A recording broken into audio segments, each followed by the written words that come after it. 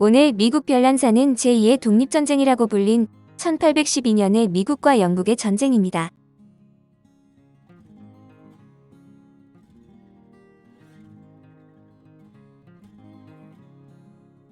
(1812년에) 일어난 미국과 영국 간의 전쟁은 독립 후 미국이 처음으로 치른 대외 전쟁이었습니다. 제퍼슨이 퇴임한 후에 공화당의 제임스 매디슨이 대통령으로 취임했는데, 그는 제퍼슨이 실패한 영국 정책을 본보기로 삼아 외교 협상을 통해서 미국의 해상 운송을 보호하고자 했지만 성공하지 못했습니다.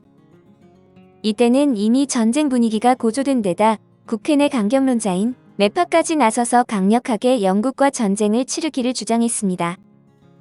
이렇듯 1812년 전쟁을 요구하는 여론이 거세지면서 매디슨은 마침내 영국에 선전 포고를 했습니다. 미국과 영국의 앙금. 매디슨은 취임한 지 6주도 안 되어 위대한 평화주의자로 추앙받았는데, 국회는 제퍼슨의 출항금지법을 폐지하고 매디슨이 제시한 영국과 프랑스 양국에 대한 통상금지 법안을 채택했습니다. 영국과 프랑스 중 한 국가가 먼저 미국의 상업을 저해하는 법령을 폐지하면 미국은 즉시 무역관계를 회복하겠다는 의미였는데, 영국의 양해를 구하려던 매디슨의 노력은 양국 간의 갈등을 없애기에는 역부족이었습니다. 매디슨의 계획이 영국에 거절당한 후 하원의 외교위원회 의장 너세니얼 메이컨은 제2호 메이컨 법안을 제출했는데, 국회는 법률을 신속하게 통과시키고 통상금지법안을 폐지했습니다.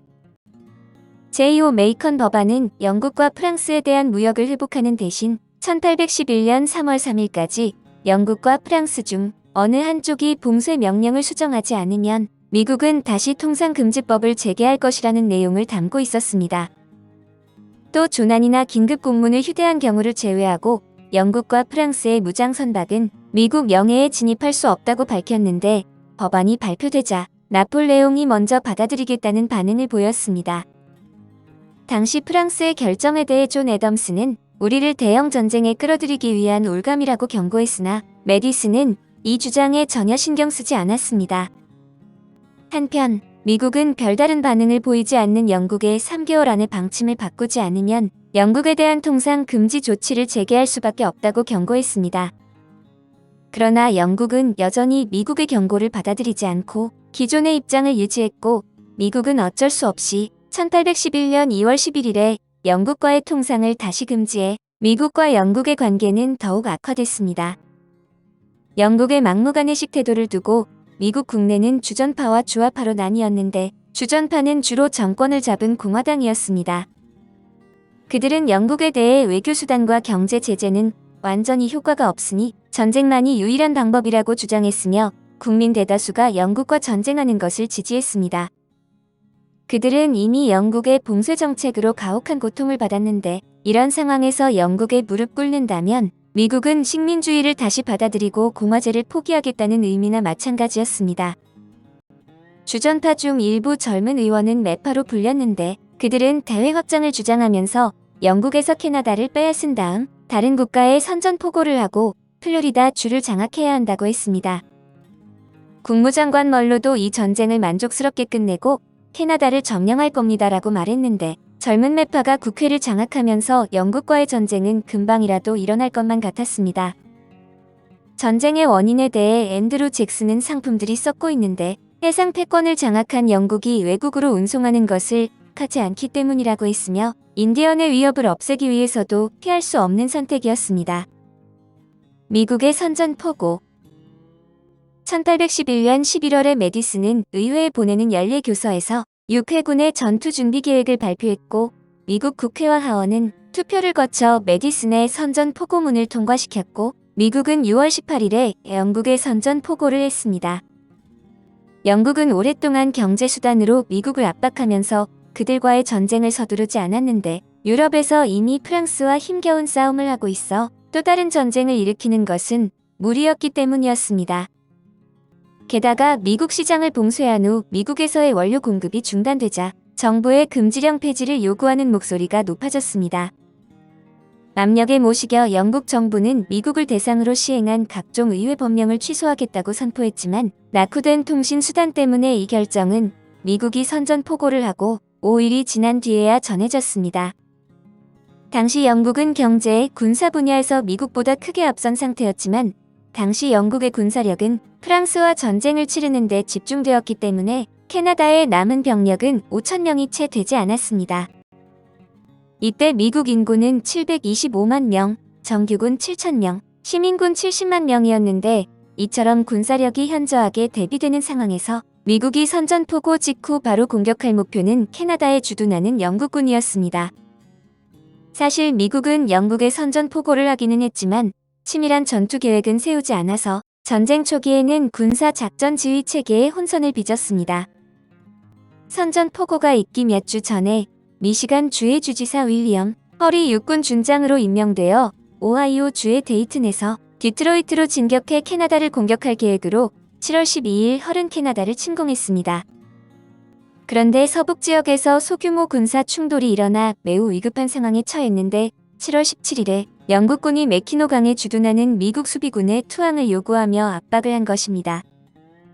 헐은 군대를 이끌고 황급히 디트로이트로 철수하고 지금의 시카고인 디어본 요새를 방어하던 미국 사령관에게 지원 병력을 요청했는데 이때 테쿠셈이 이끄는 인디언들이 영국군 대열에 합류했습니다.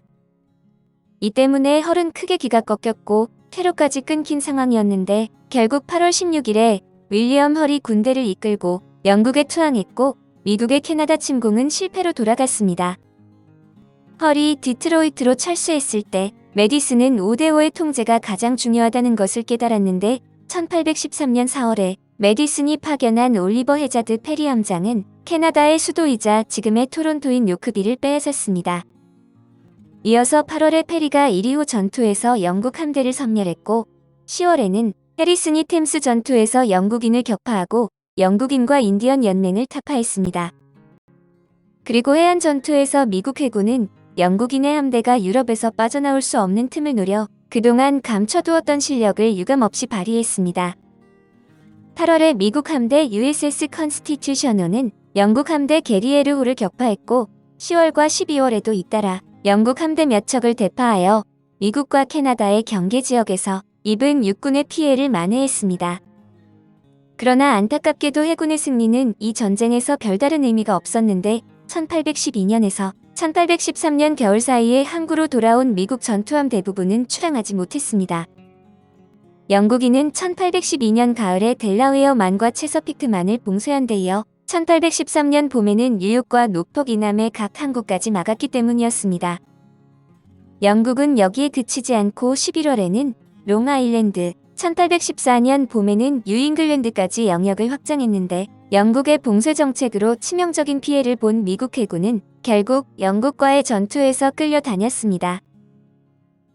수도 워싱턴 함락 1814년 4월에 나폴레옹이 자리에서 물러난 후 영국이 캐나다에 군대를 지원하면서 전쟁의 불씨가 미국까지 번졌습니다. 영국 육군은 나이아가라, 챔플레인호, 뉴올리언스에서 미국으로 침입하며 체서피크만을 기습할 계획이었는데 6월 영국 원정군이 체서피크만에 도착하자마자 미국군을 견제했습니다.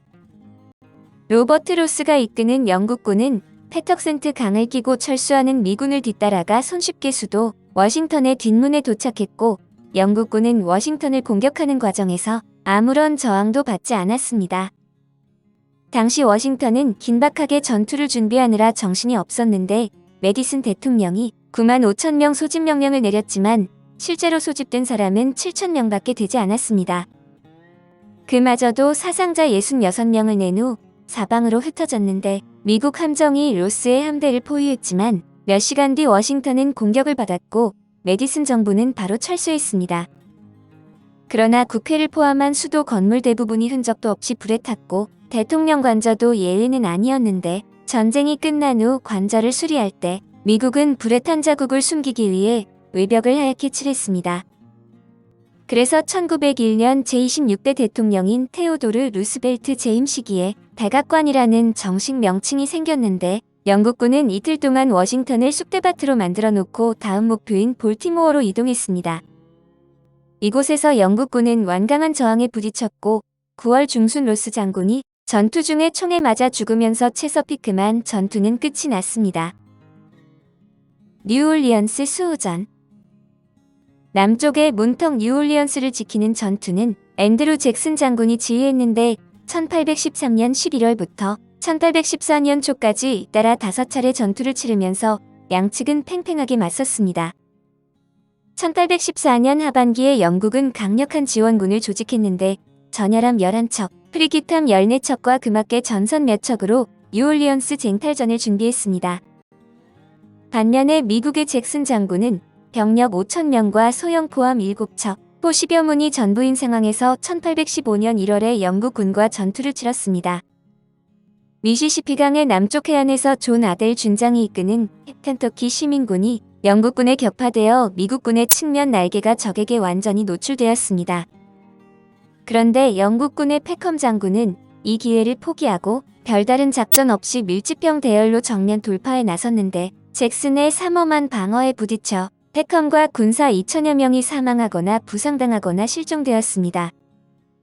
반면에 미국은 수적 열세를 극복하고 13명 사망, 58명 부상으로 상대적으로 큰 피해를 보지 않았고 이후 열흘 동안 대치한 끝에 영국군이 철수하면서 뉴올리언스 전투는 미국군의 승리로 끝이 났습니다. 사실 미국과 영국은 이미 겐트에서 강화 조약을 체결했으므로 이번 뉴올리언스 전투는 군사적으로 아무런 가치가 없었지만 미국은 영국과의 전투에서 패한 치욕을 씻으면서 제2차 독립전쟁을 명예롭게 마감했습니다. 겐트 조약. 특이하게도 영국과 미국은 전쟁과 평화협상을 동시에 진행했는데 1813년 봄에 메디슨은 러시아 황제 알렉산드르 1세의 제안을 받아들여 영국군과 협상할 준비를 했습니다. 그러나 영국 측이 미국에서 해결을 요구한 해상 납포 문제는 내적 문제라는 이유로 거절하면서 두 나라의 협상은 무산되었습니다. 그러던 9월에 러시아가 다시 조정에 나섰고 이번에는 영국도 마지못해 미국과의 만남에 동의해 1814년 8월 두 나라의 대표는 처음으로 벨기에 겐트에서 회담을 열었습니다. 그러나 그 후에도 전쟁은 멈추지 않았고 회담도 별다른 진전을 보이지 않았는데 미국 대표단은 납포와 중립무역 등 문제를 반드시 해결해야 한다고 주장했습니다. 반면 영국은 미국 북부에 인디언 완충지대를 마련하고 미국과 캐나다의 경계선을 수정하라고 요구했는데 양측은 양보 없이 팽팽하게 맞섰고 결국 협상은 수렁에 빠졌습니다.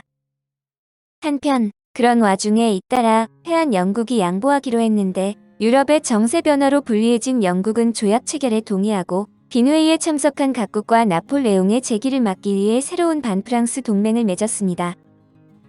그만큼 당시에 영국은 조금도 여유가 없었는데 1814년 12월 24일 영국은 미국과도 겐트 조약을 맺은 바 조약 내용은 간단했습니다. 양측은 적대적인 관계를 해결하고 전쟁 이전의 경계 상태를 회복한다는 데 합의했는데 미국이 제시한 여러 문제는 해결되지 않았고 남은 문제는 전문위원회가 토론하기로 했습니다. 이번 전쟁의 가장 큰 성과는 미국이 독립 이후 국경의 위협 문제를 해결하고 국가의 안보를 지켰다는 데 있어 이 전쟁은 제2차 독립전쟁이라고 부릅니다. 또 이 전쟁으로 미국의 국가주의는 강화되었는데 엘버트 갤러티는 전쟁은 약화되던 국민 감정과 국가주의를 되살려 국민은 아메리카 합중국의 국민으로 국가를 위해 생각하고 행동하게 되었다고 말했습니다. 오늘 미국 별난사는 제2의 독립전쟁이라고 불린 1812년의 미국과 영국의 전쟁이었습니다.